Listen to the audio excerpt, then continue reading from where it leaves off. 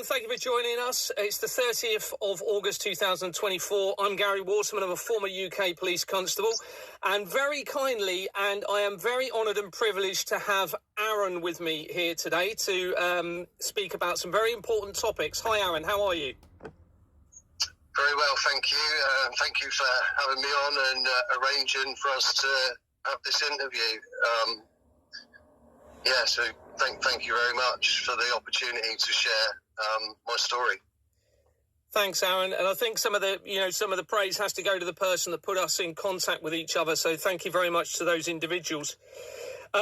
Now, you and I have had a few conversations over the last few days. We've tried to do an interview, or several times, in fact. And for one reason or another, it's gone wrong, or there's been an issue with the phones, which I think is deliberate from, let's say, some people that may be involved in this. So what we've had to do is I'm going to record the screen from a second device showing you. So it's not ideal, but at the end of the day, we've got to get this out. It's incredibly important. So you and I have exchanged a few details and conversations, as I've said, and I took some notes from you the other day, and I'm just going to get you to explain some things and how that will probably relate into what I'm looking into, and we'll cover that a little bit as well. So I understand that you were a previous engineer working for Openreach, which is part of British Telecom. Is that correct? Yeah, that's right. I started in 2013 and finished in 2020. Brilliant, thank you. And could you just give the people listening an idea as to what a day in the life of your job would have entailed, please? Yeah, I mean, I was putting in the fibre lines into businesses and connecting them from the businesses to the exchange, and spent a lot of time in and out of the exchanges connecting these cables, and I felt that it was having a very negative effect on my health while I was doing that, which was what sort of drew me to look a little bit deeper into the technology and what was going on. Thanks, Aaron. During your role, did you have any specific involvement in the antennas or the masts that are now going up all around the country and on top of buildings and all sorts? Yeah, part of our initial safety training was a lot to do with that, because obviously we have to put the fibre lines into these masts, and not only the tower masts, but the masts on top of all the tall buildings around. So part of that training, the guy told us a story about a man who was sent up to connect a mast on a roof, and he went up there to do his job, finished it quite quickly, and decided to sit down up there and have his lunch, and he actually fell asleep, and unfortunately the mast was turned back on while he was up there asleep, and he was cooked and died. Wow, my goodness me. And that was an actual input, part of your training, was it, when you started the job? Yeah. Okay. So when you were in your role, was there anything else that alerted you to potential concerns regarding this technology that you were working with? Yeah, certainly was. I mean, I'd become very sick and ill, suffering with depression and anxiety. And I kind of put it to, I suspected it was partly to do with these exchanges that I was going in and out of. But then I started sort of doing a bit of internet research on the phones, the mobile phones themselves, and the microwaves that they're emitting.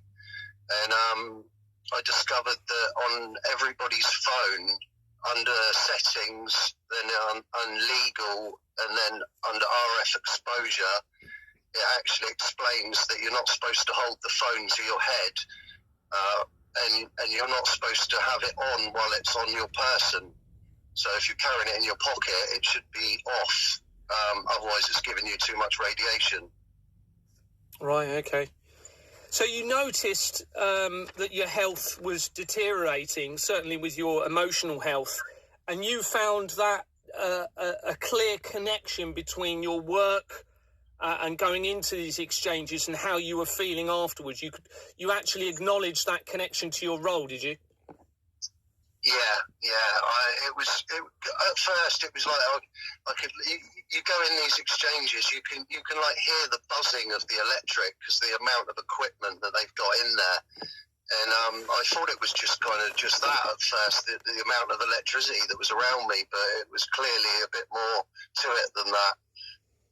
Once I sort of discovered about, you're not supposed to hold your phone to your head and you're not supposed to have it on when you're carrying it on you.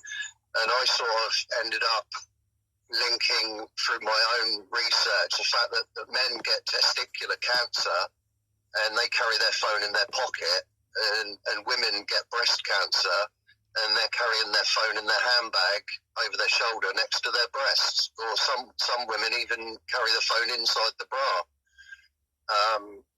And I think that all really needs looking at, and the public needs to be aware of that. It's interesting you say that, because I did a live stream and there was a former police officer, a lady that came on, and she also had breast cancer, where her police radio was actually on her chest, because I remember when I was in the police, that's where we used to have our radios. And we even had to sign, I think it was around 2007, we had to sign a disclaimer in relation to these new radio systems. And we were almost having discussions. I think I actually recall having discussions, amongst ourselves, saying, is this actually really safe? But we were almost led to believe we had no choice. We had to sign these documents, otherwise we wouldn't be able to do the job. Yeah. So this... yeah, I mean... Sorry, go on. I was just going to say this. The emission from this technology, my understanding is that it's it's microwave radiation. Can you tell us about that at all? Yeah, that's right. It's basically the different bandwidths, and one of the bandwidths is microwave waves, if you like, and that's basically what they're using for the mobile phone signals.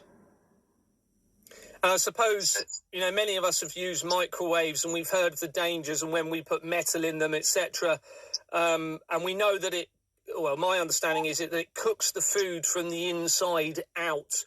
So presumably that would be the same effect if the emissions were high enough from this technology, then that could do the same to any organism, including humans. Yeah, that's right. That's my biggest concern, really. The fact that everybody's got these heavy metals inside them that's in the foods and vaccines and lots of other things. And obviously, like you say, if you see a piece of metal in a microwave when it's on, it's sparking. You've got like a firework display going off in your microwave. So you imagine if the microwaves are turned up to that kind of level, then